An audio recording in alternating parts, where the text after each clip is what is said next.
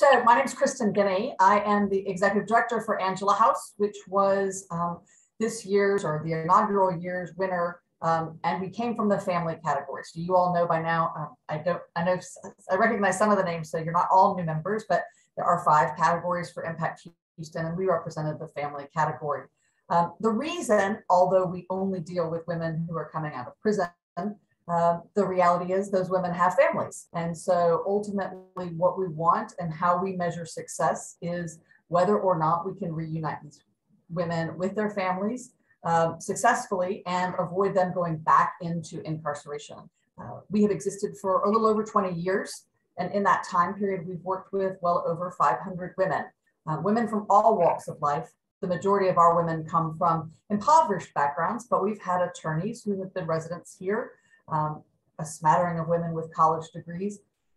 The one common denominator for all of those women is substance abuse and trauma. They go to prison with a history of trauma, often at the hands of somebody that they loved and trusted. The majority of our women are domestic violence and sexual violence survivors. And so as a former judge and somebody from the criminal justice system, I always say that I can get people sober. There's no real magic in that. It's just like parenting, positive and negative reinforcement to continue to stress the importance of staying sober. But we know both anecdotally and from studies that unless we deal with the underlying trauma that led women to their substance abuse issues, the moment the wheels fall off, and they will, because the wheels fall off for everyone, regardless of whether you're in recovery or sober or not. And ultimately, we know that how you deal with that moment when the wheels fall off from an unexpected bill or a death in the family, giving them the tools and the resources while they're at Angela House is what sets us apart. Therapy is the backbone of all of our programming. Without that, we know that these women will not succeed in staying sober and staying out of jail. But in addition to therapy, we also do case management, educational programming, job readiness, healthy decision-making, anything and everything that we can pour into these women while they're here at Angela House to give them that solid foundation when they leave. We ask for them to make a 4-month commitment to stay with us here at Angela House. But we know that nobody who makes it the 4 months leaves. At 4 months. Our average stay is between 9 and 13 months. The women never pay to live here at Angela House. We provide everything that they need. The only financial rule is that when they do get a job, and we do require them to get a job after the initial substance abuse training and curriculum, when they do get a job, they have to save 75% of their net income. That money is always theirs, whether they leave on good terms or bad, whether they leave at 4 months or 14. But for the women who do the program the way the program is meant to be done and graduate successfully, often that means that they're leaving with a nest egg of between $10,000 and $20,000. That financial security is an enormous change for many of them. Many of them are used to being dependent on either men or the government. So instilling in them that self-reliance and the knowledge that they can. I just talked to a graduate today who came by to pick up her mail, and she was relaying that for the first time in her grown-up life, when her car broke, she didn't have to think about what she was going to sacrifice in exchange for paying that bill because she had it in the bank, which is a huge, I mean, even just telling her telling the story, she lit up because that's a huge accomplishment in terms of having that self-reliance that we want for our women. We also do a lot of family reunification counseling, if that is something that the women are interested in and they have family who we think can benefit from that. Many of these women are not first offenders. In fact, most of them are not first offenders. So many of them have estranged families or estranged from their families because they burned the bridge so many times saying, I'm going to get better, this is the last time. And that takes a lot of work and it takes time to rebuild those relationships. So we have a vested interest in doing that. In terms of where we are in our spending the award money, we are in the process of hiring an aftercare specialist. We currently have a case manager, and what Sarah, our case manager, does is help the women. Sarah is in recovery herself. She's been sober for over 8 years. And so she walks the walk with them in terms of how important AA and the other anonymous meetings are, how important it is to get a sponsor. And she comes from a place of lived experience, which gives them a different perspective than when I tell them, hey, I want you to succeed. other women in the community want you to succeed. And so she sets up their appointments. She talks to them about recovery. She helps them plan where they're going to be at 3 months and 6 months and 9 months. But what we've never really had is someone who continues that journey with them when they leave us and move to independent living. And so we're in the process of hiring that right now. In the beginning, we think it'll be a part-time position only because she won't have an established relationship with the graduates, many of whom we still talk to on a regular basis. But we're hoping that as we continue to graduate folks that she will have a relationship with at that point, that her services and the need for her services will grow. One of the things that we're also looking at is hiring a therapist and aftercare therapist who have a different perspective than walking with the women on their initial part of this recovery journey. And then once we get that graduate program established with the curriculum and the programming, we're just going to be guns blazing for events and really everything and anything that we can to help them keep connected with each other. We also think it's going to be a great resource for our current residents to have a ready-made group of mentors who are very close on their journey with the residents that are here. So that's Angela House in a nutshell and what we're doing with the funding.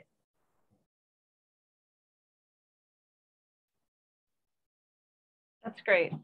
Thank you so much for that update. I think one thing that was really moving to me about your program is your experience as a judge and a lawyer, as well as Sarah's experience as somebody who has been incarcerated and through recovery. Can you talk a little bit about, is there any connection right now between previous graduates of the program and the current women? And then how will that change with the money from Impact 100 once you have those roles filled? Yeah, so right now we have an informal relationship. Sarah does a fantastic job of keeping up with the ones that we can keep up with. We know over our history, because we track the women in terms of who goes back to prison and whatnot. Sobriety is a little bit more difficult to track because there's not a black and white, hey, I've fallen off the wagon indicator for the women. So unless they self-report or unless we hear it from somebody else, we don't know. But incarceration is very easy to track. Either they went back to prison or they didn't. And so Sarah has always done a good job of keeping up with the ones who want to be kept up with, but the majority of her job is meant to be overseeing the current residents. And so what we think will happen is we're going to be able to keep up with those women who maybe keeping up with us is not one of their top 3 priorities, but because it will be a priority to us, we'll have the channels open and hoping that they'll be able to come to us. We've always offered aftercare therapy with our current staff therapists. We've offered case management through Sarah, but being able to offer more resources and a dedicated ear and a dedicated case manager, I think is really going to be game changing for our residents. I think it'll be game changing from day one because the residents that will be here while the aftercare specialist is here will know this is my person. When I go out into the world, because we find that a lot of the women need what I call a gentle nudge when they've been here at that 10, 11, 12 month mark because they feel safe here. They have a intact community. And so many of them are a little bit fearful of venturing out on their own. And I think we'll find that when we have that aftercare manager who's going to be the bridge between now and then, there'll be a lot less fear, a lot less anxiety about spreading their wings and moving out to independent living. And so where are you? I know when we had spoken, you had sort of told me where you are in the process and when you expect the role to be filled. And then I'm also curious what you're looking for in those candidates. Well, so, Sarah is such a perfect case manager. I'd like to just clone her and make her responsible for the aftercare. But what I'm looking for is somebody who has a passion for these women. This is a really difficult population, and I say that with all the love in my heart. They can be frustrating and antagonizing. They can make you pull your hair out because oftentimes we want more for them, especially in the beginning, than they think is even possible or that they want for themselves. So I think it's not a deal breaker, but I think it's important to have somebody in recovery who is still continuing to walk the steps and is involved in the AA community. And we have several candidates. And so I think that we'll have somebody hired by the end of June because it really just is sitting down with them and making sure that everybody's on the same page. But ultimately, many of the candidates that we've spoken to already have some established relationship with Angela House. So either they volunteer with other organizations and other community partners that come in and do the classes and the programming for the women, or they know Sarah, or they know some of the women through the AA community. So I want somebody with a background like Sarah, who has her licensed chemical dependency counselor certification, which means that she's been educated in the way to deal with people going through the recovery process. Great, thank you. Other questions? I know there's a couple of women who actually served on the family committee, so I'm curious if they have any follow-up questions on this.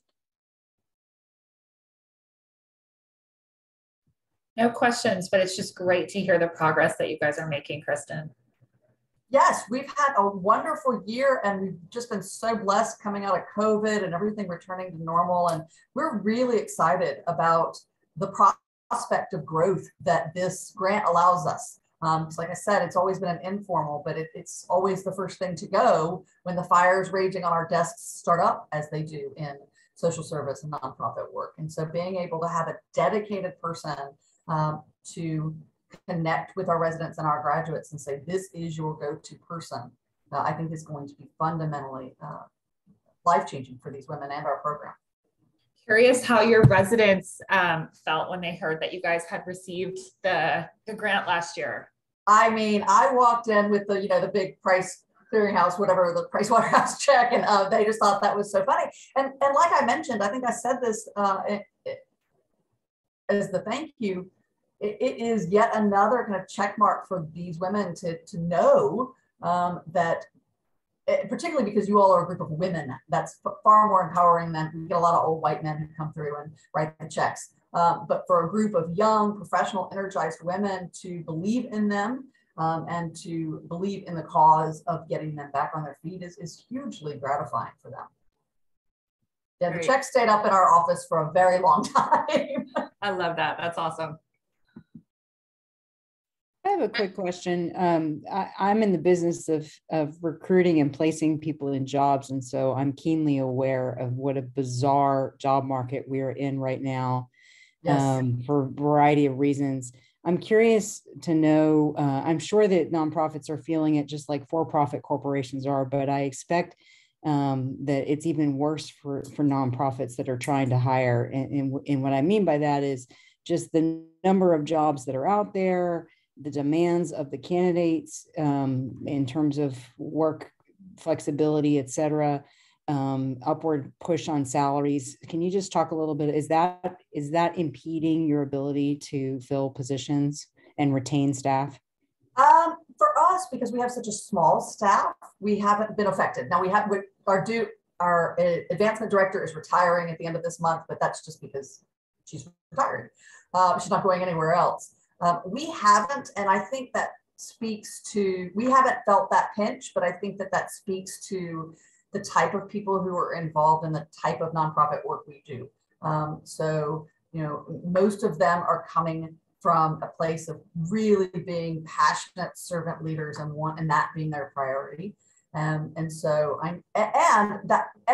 maybe unintentionally, when we chose to do the part-time position, because we didn't think that we would have enough work for her in a full-time position, the people that we've spoken with have really enjoyed that aspect of a part-time work when they already have other community partners that they're working with. So that's been helpful, and I think an unintentional sort of silver lining to our changing that desire to have a part-time case manager, because it also allows us to have then a therapy budget for aftercare.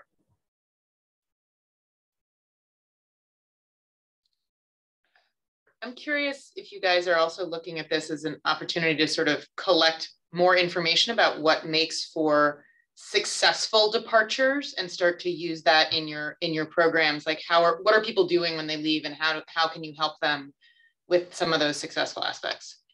Absolutely. And that's one of the things that I've grown to learn in this position is, somebody can graduate and be successful, and they're successful for 3, 4, 6 months.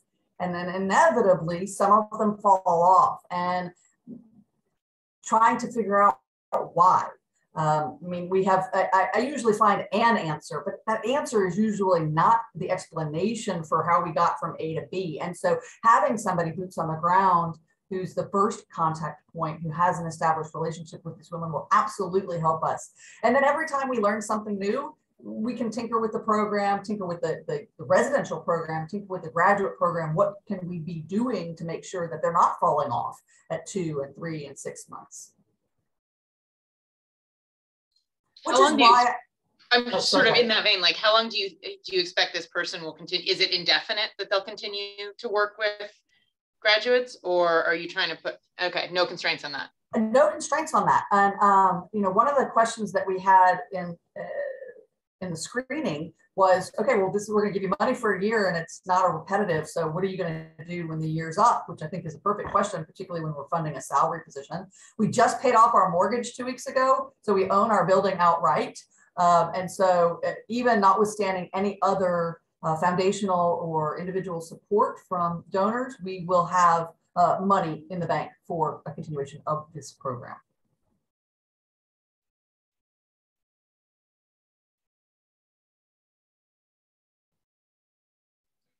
Kristin, I have a question about going back to the programming and the fact that you asked women to save, you know, what was it, 75% of their money to earn. I didn't learn, I was on the committee that reviewed you, and I didn't learn that detail when we did it. And it's really interesting to me. Is that something that has been added as you see that, you know, money when you come out can be one of those stressors that could trigger all sorts of things? Or has this been part of the program for a very long time? It has been a part of the program for at least, I've been here for 3.5 years. It's been at least part of the program for over 10. Mm-hmm. You know, and I think a lot of these women really are coming from an economic place where they live night to night, you know, whether that was they were turning tricks one night to support the dinner the next night, and that sort of cycle, or they, many of these women have never had a W-2 job. And so the whole idea of taxes is very akin to when you send off your teenager for that first summer job and who is this FICA and where's all my money going? And so teaching them, and then for, I mean, they still have, they're allowed to do anything except drugs and alcohol or illegal things with that 25% that they're allowed to keep. But it helps them to understand, you know, are maybe fake eyelashes and fake nails the best use of your money? You know, do you obviously spend it? And so these are kind of growing baby lessons that they learn along the way, which we hope will, I mean, no one teaches economics anymore. No one teaches these basic. And so these women, most of whom finished high school or got close to finishing, but they didn't learn what a 401k was. They didn't learn about compound interest and where to put your money. You know, many of these women, it's the first time by the time they've saved and they're getting ready to leave, it's the first time they've had a checking account. And so, you know, as simple as it sounds, every time somebody tells me they get a checking account, I tell them without fail, you know that you have to have money in the bank before you write those checks. It's not a charge card. It's not a I'll pay it later. Because as simple as that lesson is, they haven't been taught those things. Thank you. Along a follow-up to that, so how do you help support the women with financial literacy as they're learning these things? I mean, because they're dealing with so many different issues, right? And a lot of people, not just women who have come out of prison, struggle with financial literacy. So how do you help them and empower them in that journey?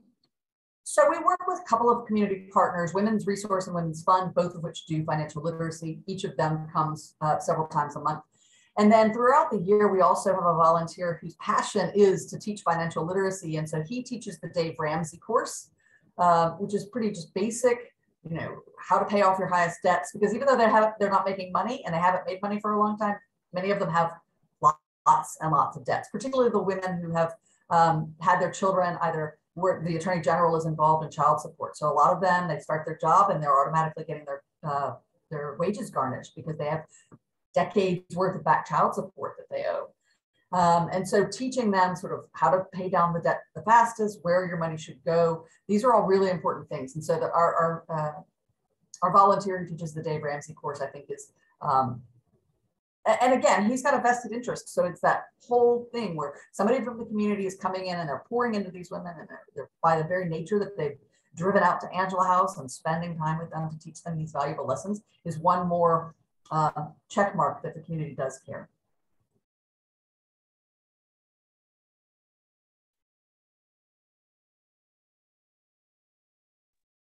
I have another follow-up question. Do you help pay down any of that debt? I mean, I can only imagine if it, once again, just compounding those issues, right? So does Angela House have any funds, or do you have any donors who choose to support paying down their debt?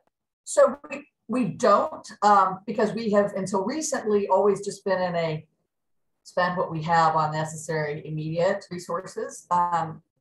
We are in a position now, but I want to be very mindful of that, because again, I want to instill self-reliance, and so it doesn't do that to help them. Now that said, I will say we have paid, if you get, say, a drug conviction or a DWI conviction, your license will be suspended, and it costs a lot to get your license out of HOP with DPS.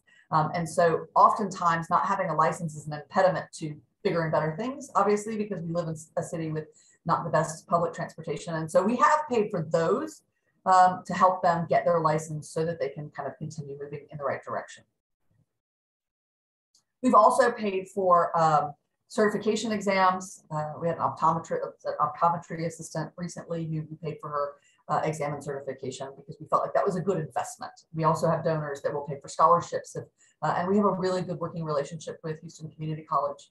We just had a graduate who finished a welding program because she knew she wanted a trade as part of her career objectives. And so she got a welding certificate. Things like that, we view that more as an investment than just we're paying for.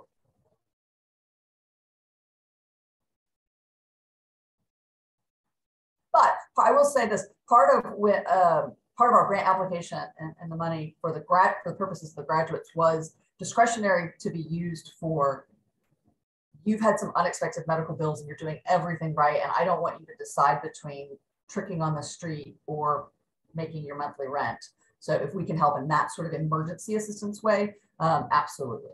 Because if you know, they're in a different place when they're here and they're safe and they're having all of their needs provided for. But when they leave, we know, even with the best of training and the best of intentions and the best foundation, it can still be iffy and things can still be unexpected. And we certainly don't want to derail any of the progress that they've made.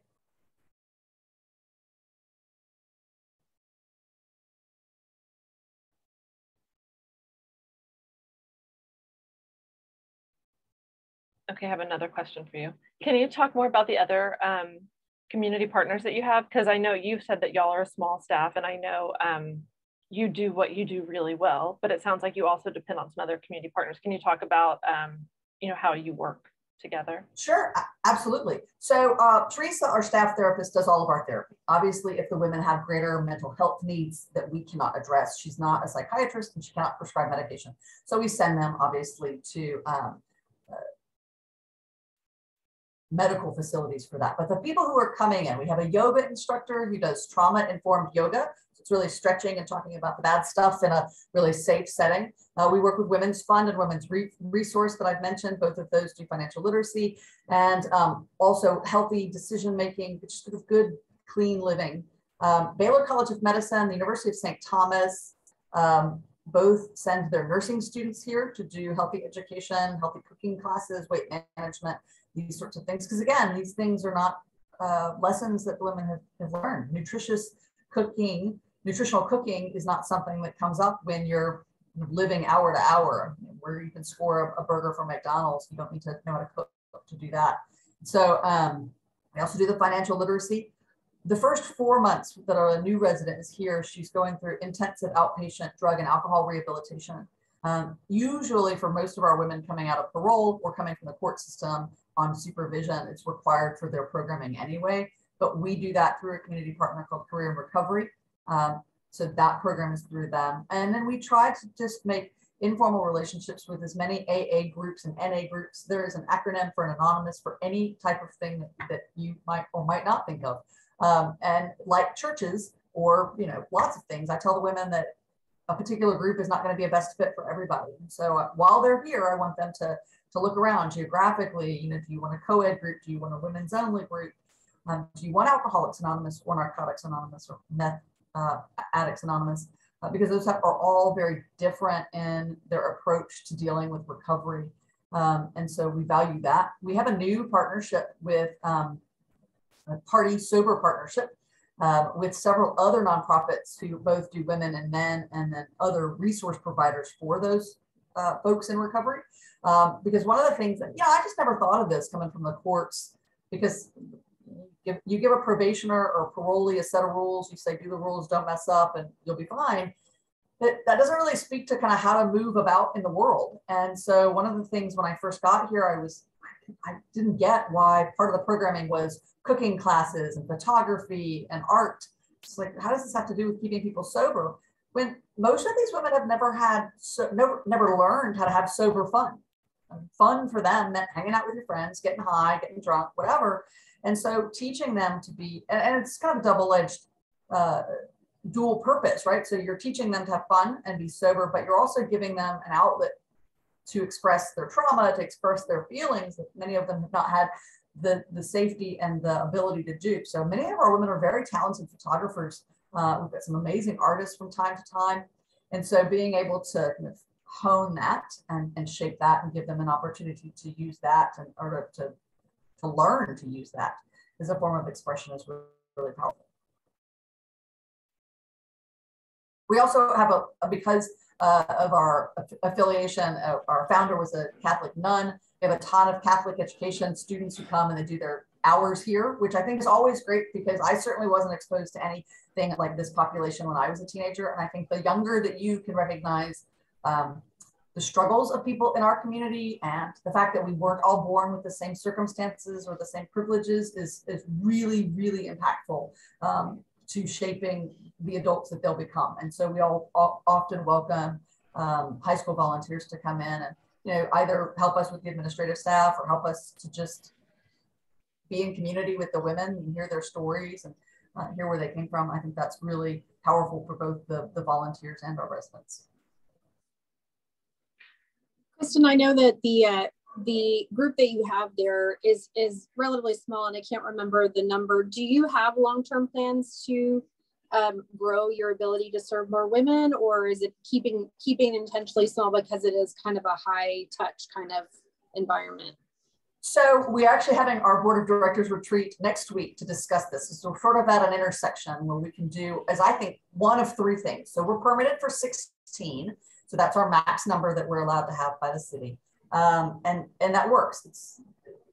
When we moved into this facility in 2013, that was the max the city had ever allowed to live in this building. And so we were grandfathered in. But because of the intensive therapy and the small community aspect, it feels like a family. It feels like a home. So you're not getting the warehouse feeling of bunk beds and lots of people in a room. So we can either, this building would accommodate probably 25 to 30 women in total. So that's a process, and apparently I've been told it's a fairly expensive process to get it re-permitted because it requires architectural drawings and whatnot. So we could do that and have more women here, but obviously it would be more than just the initial expense of getting those drawings because you have to increase staff, right? We have a staff therapist who does therapy with 16 women. I don't think it's realistic. We'd have to have a whole nother therapist in addition, probably another case manager. So that's one option. Another option is to look into more aftercare secondary housing, get a small 8 to 12 unit apartment complex, because a job that pays a decent wage and safe, affordable housing, those are the two biggest impediments to anybody, male or female, coming out of prison. And so what we find a lot of times is people are very hesitant to rent to our women. And, they've got records that they're drug addicts. As a landlord, I would get it. So we've been able to establish some relationships with people who own those sorts of 8 and 12 unit complexes, which we won't vouch for everybody who goes through our program, but the landlords know that if I or Sarah calls and say, I'm vouching for Mary, that Mary's probably a decent shot, at least a healthy gamble. And so that secondary housing is another option. And then the third option is something that I am most passionate about just because I think it's cool. there are, in the world of nonprofit, there's something called social enterprise, and it's generally when a nonprofit offers a good or service paid, and which results in a fee that results in income that is then fed back into the nonprofit. And so a bakery that makes goods, there's tons of social enterprise examples, but the one that would be closest to us is and I just went to their conference in Nashville, is an organization called Thistle Farms. Thistle Farms is for rehabilitating sex trafficked workers. Oftentimes those women are coming out of prison, but not necessarily. So their population is a little bit different, but same, very trauma, very addict forward. And so they make the most wonderful home beauty products, so lotions and bath salts and candles, and they smell fabulous and they're great quality, but they fund their organization largely through those social enterprises. We have an amazing spate of property here. We're on a large parcel of land. I don't know, I'm like fascinated by the idea of beekeeping. One of the other nonprofits that I met when I was in Nashville, they beekeep, their residents beekeep, and then they make honey products. It's fascinating to me. We talk about a life skill, giving these women, and that's ultimately what Thistle Farms does. The women, instead of working out in the community like our women do, they work in the office, the manufacturing plant, the distribution center, and so they're getting these real life skills that are transferable to other organizations. So those are our big kind of three. What's on the horizon? Do we want to increase residential care? Do we want to establish aftercare residential facility? Or do we want to do social enterprise? I think they're all worth exploring, but obviously small chunk at a time. Okay, that's really interesting.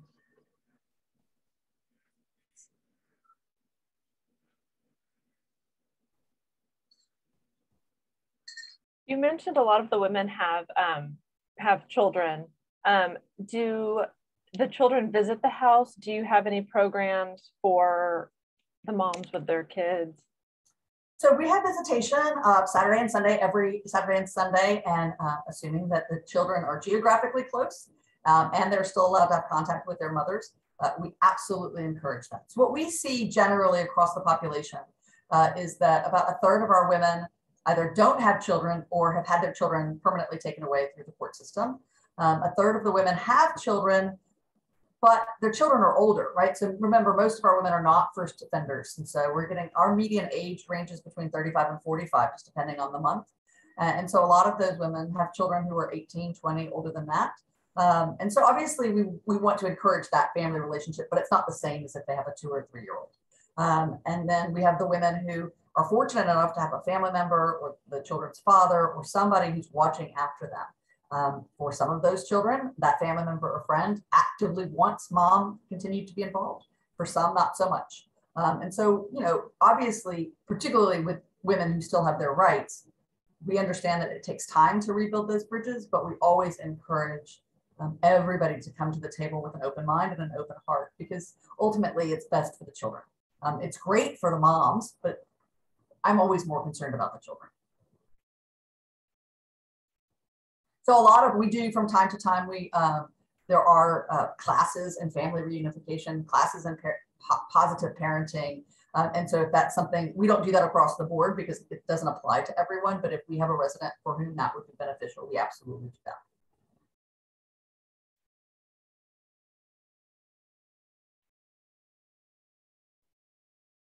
I'll give everybody a couple minutes to think if they have any final questions. I think my last question for you is there anything else that Impact 100 Houston or any of our women can be doing to support you and the women in the community there? Yeah, gosh, beside 100,000. Yeah, we don't have any more money right now, but we got a lot of women who are really moved by your work. Yeah, I just always encourage, we're over by Hobby Airport, and so if you happen to be in this area, just pop by. I think that it's so rewarding for our volunteers to just have lunch, grab a brown bag and bring over lunch. I know I was talking to a woman, and I know she's not on this because I would recognize her name, and her name escapes me at the moment, but she does like career coaching, and then she broke her ankle. But if you have a job skill that you think would benefit these women rebuilding their lives, I'd love to have in, even if it's just for a once off and on a Saturday, maybe for an hour or two to kind of pour some more knowledge into them. We'd love that. Obviously we've always got an Amazon list, anything to run a house we use every day, and we use a lot of it because there are 16 of us, or 16 of them. Yeah, I mean, I think I think fundamentally the biggest thing people can do is to be open to the idea that these women really want an earnest, yep, I can do that, and a earnest second chance. Right? I mean, they know when they come and they apply that this is more than just a place for them to lay down and sleep at night. It's a lot of work, and they know that coming in. And so anytime they can have somebody in the community say, we're behind you and we want you to succeed, I think that makes a difference. Sorry, trying to multitask and get Paige the Amazon list here. Well, no, and actually Paige's question made me think we should send out this recording with a link to the Amazon list and then your contact information or whomever you'd prefer for our members to contact to all of our members following this, because I know a lot of women who had signed up and wanted to hear were unable to join. So that would be great. Yeah, I'm gonna copy and paste the Amazon link. Paige and anybody else, if you'll just go to angelahouse.org in the donate now button, there's the Amazon list is linked right there, but I'm gonna put it in the chat. Hey, Jessica, this is Colleen. Just more for a question from a member standpoint. Would Impact 100 entertain us spending more time full on with any of our, like Angela's house, like truly organize something? I mean, I know the scope was more grant, fundraising and grant contributions, but I didn't know if Impact 100 looked at doing something more structured and organized with the charity. That's a great question. I think what we had found, because we definitely want to help in any way we can beyond the check, but every nonprofit has such different needs. Like all of the finalists have different needs.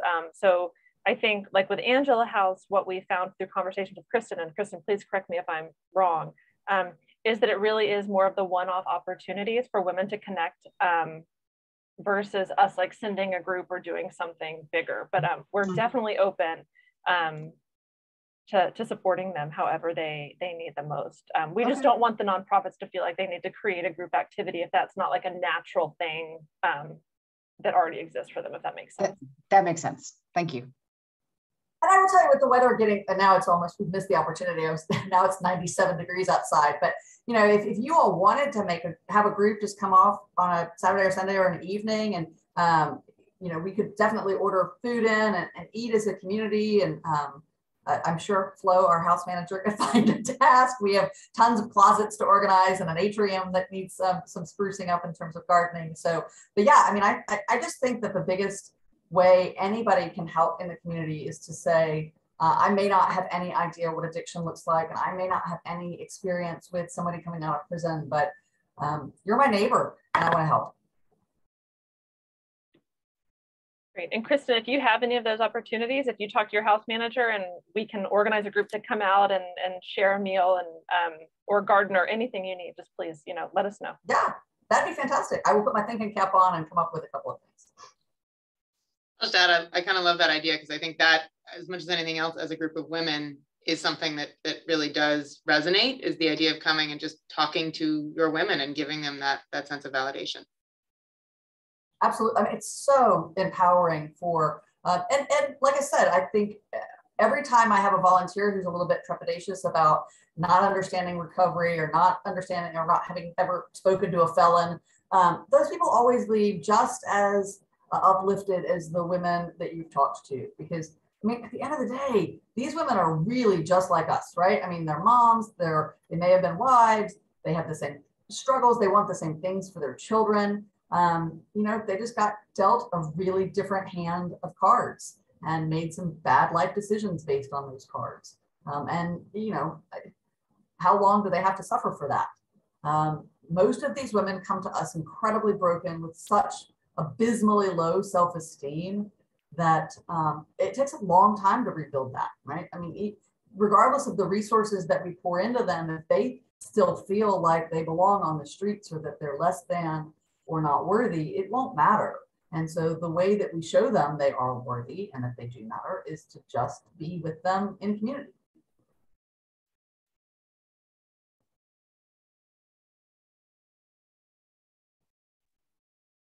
Anybody else before we wrap up?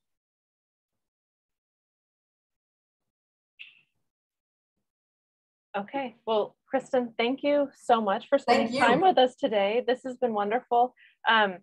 We'll make sure we send a follow-up email to all of our members. We'll include this recording. Let me know if there's any additional volunteer opportunities, but I will also make sure that we share the Amazon wish list. And then should I share your contact information if people want to get more involved on an individual level? Okay. Absolutely. Perfect. Thank you all so much for being here. Thank you, ladies. Have a great weekend.